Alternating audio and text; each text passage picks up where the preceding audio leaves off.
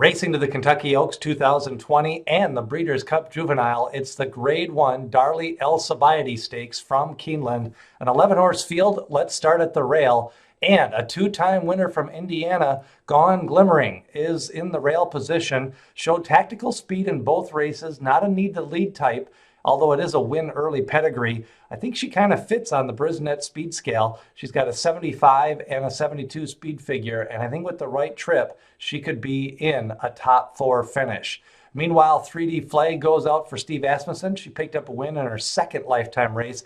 That was after a evenly run first race, and then the daughter of Super Saver picked up the victory in race number 2 at Ellis Park, the P-Patch. So 3D Flag, I think she's more of a speedy type, although I do like the 7 furlong race. That might give her a chance to stretch out to that 1.16 distance in her third lifetime race. Spitefulness, first crop of Palace Malice, and this one ships in from Arlington Park, ran in the Arlington, Washington Lassie, and that used to be a huge race. It's kind of sad to see some of those big races from Arlington kind of just reduced to filler stakes races now.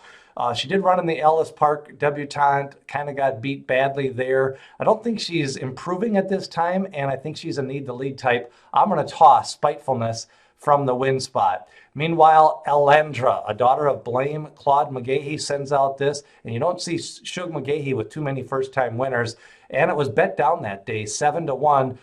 The Truth, Joel Rosario in the saddle. She showed speed at 7 furlongs, and a lot of Shug's best horses debut at 7 furlongs. Got that stout breeding with AP Indy on the sire side along with Arch. I think Elandra is the type of horse that's going to like the 1.16 distance in her second lifetime start. Meanwhile, Micheline for Godolphin and Michael Stidham, Bernardini daughter, homebred, won the second lifetime race on the turf. Both of her races have been on the turf, but now she goes to the dirt. She should like the dirt, and the breeding does have a lot of dirt in the pedigree. So I'm just wondering if she was really a distance horse and they were just looking for distance races and not so much turf races. Micheline is definitely a contender. British Idiom, Siggy Mendoza is high on this Brad Cox filly, daughter of Flashback, and out of a high-priced broodmare, Mr. Sekiguchi, if you remember that one, big price horse at the sales. Won by 3 lengths at Saratoga in her debut. Could be any type, so a nice speed figure, 89 Brisnet speed figure. That puts her as one of the favorites in this race. Perfect Alibi, the morning line favorite, back-to-back stake wins in the Adirondack and the Spinaway Stakes, and also a win at Churchill Downs by 9 lengths. Sky Mesa, Maria's Mon, 220K yearling purchase. We'll have to see what she can do. I think she kind of ran evenly in those 2 races, kind of picked up the paces the last time in the Spinaway Stakes. I think she can be beaten here, but you're going to have to run probably an 85 to 90 speed figure to do the job. Perfect Alibi, definitely a contender. Air of Light, the son of the Factor, picked up a win. Speedy pedigree, I don't think she's going to improve at the 1.16 distance. She's a toss on the win end for me.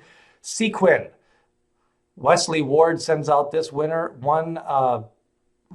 Showed speed in the debut and then did not win, got nailed at the wire by a neck, and then came back and run second in her lifetime race. I have a feeling they're going to scratch. She's ran on the turf both times. I'm just not seeing this as the spot where she's going to break that maiden, although Wesley Ward does like to run his horses at Keeneland. Meanwhile, Western Taffy, a son of Candy Ride, victory in the debut race at Woodbine, and then ran evenly, kind of lost a little bit of ground late in the Catch a Glimpse Stakes. Another one, Polly Turf, now goes to the dirt. I think Western Taffy is going to be well meant here, and I think probably going to improve in that third lifetime start. Meanwhile, rounding out the field is How Ironic on the outside. First crop of Tonalist, should be able to run all day. Back-to-back turf races to open her career, and now goes to the dirt. I think the Tonalists are going to get better as it gets longer. I think they're going to develop later, and I'm really going to be keeping an eye on this How Ironic filly. She may not win on Friday at Keeneland, but I think she could be one to watch down the road. So your favorite is Perfect Alibi.